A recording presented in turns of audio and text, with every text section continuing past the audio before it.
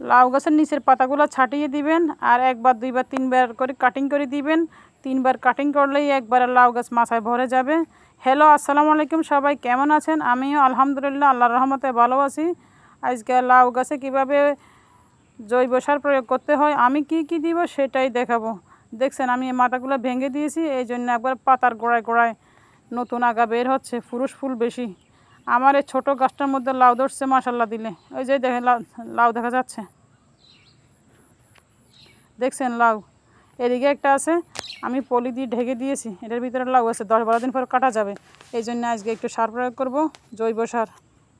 রাসায়নিক সার বেশি একটা ব্যবহার করা ঠিক না। জৈব সার দিয়ে নিজে গাছ উৎপাদন করলে বিষমুক্ত সবজি পাওয়া যায়। নিচের পাতাগুলো ছাটিয়ে দিয়েছে যাতে আলো বাতাস লাগে।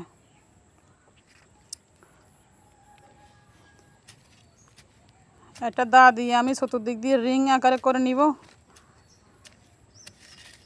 মাটিগুলো উঠিয়ে নিব। খেয়াল রাখতে হবে যাতে লাউ গাছের শিকড় কাটা না যায়, আর একটু দূরে করতে হবে। দেখছেন এটা ওই অন্য একটা আগাছার শিকড়, এরাও তো খাবার খাচ্ছে।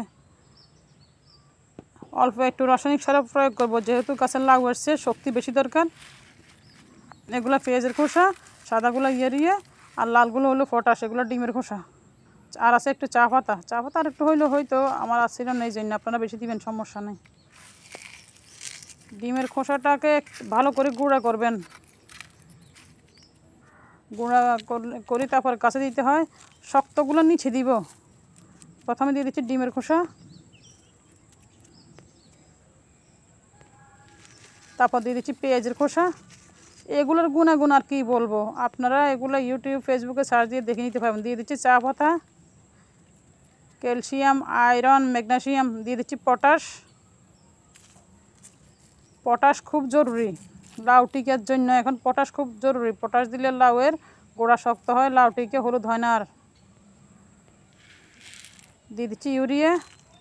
ইউরিয়া কম দিবেন সব সময়, ইউরিয়া দিলে পাতা সবুজ থাকে, গাছ ভালো থাকে। দূরে দিবেন, ইউরিয়া সার গাছের গোড়া লাগলে গাছ মারা যায়।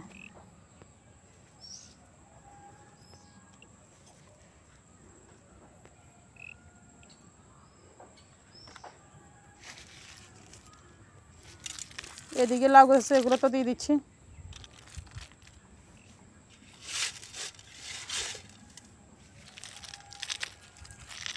বৃষ্টির কারণে সার প্রয়োগ করা যায় না, সার দিলে একবারে বৃষ্টি দোয়া নিয়ে যায়।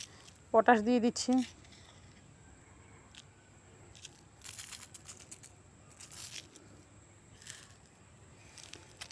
এদিকে একটু ইউরিয়া সার দিয়ে দিচ্ছি। ইউরিয়া খুব কম দিবেন, পাতা যদি সবুজ থাকে ইউরিয়া দেওয়ার দরকার নেই। আমার গাছের মধ্যে পাতাগুলো একটু সবুজ ভাগ কমে দিন, ইউরিয়া দিলাম। এগুলো পচা গোবর, দেখছেন কেঁচোর কী অবস্থা, হাত দিয়ে দিতে ঘেন্না লাগে। একটা লাঠি দিয়ে খুঁচিয়ে দিচ্ছি। এগুলো দিয়ে দিব, আর খেয়াল রাখবেন গাছের গোড়াতে পানি না জমে থাকে।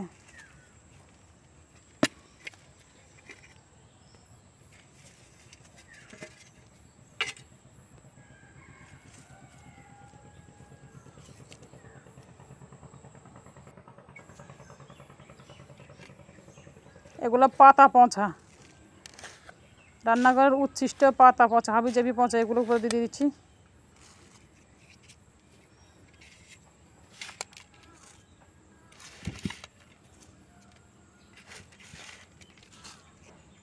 সবগুলো সারের এরপর মাটি দিয়ে ঢেকে দিবে। এগুলো দেওয়ার পরে দিয়ে দিচ্ছি মাটি। মাটি তেমন একটা শুকনা নাই, বর্ষার সিজন এখন। আগাছাগুলো বেশি দিবেন, আগাছা থাকলে। বর্ষা প্রায় শেষের দিকে, দেখছেন খাবার পাই কচু গাছের লতি এদিকে চলে এসছে। সবগুলো দেওয়ার পর আমি মাটি দিয়ে ঢেকে দিচ্ছি। সুন্দর করে দিয়ে দিবেন, আর খেয়াল রাখবেন যাতে পানি না জমে। প্রয়োজনে একটা পলি দিয়ে গোড়া ঢেকে দিবেন। দেখছেন এগুলো ফরগাছা, টেনে তুলে দিব। সবাই ভালো থাকবেন, আল্লাহ হাফেজ।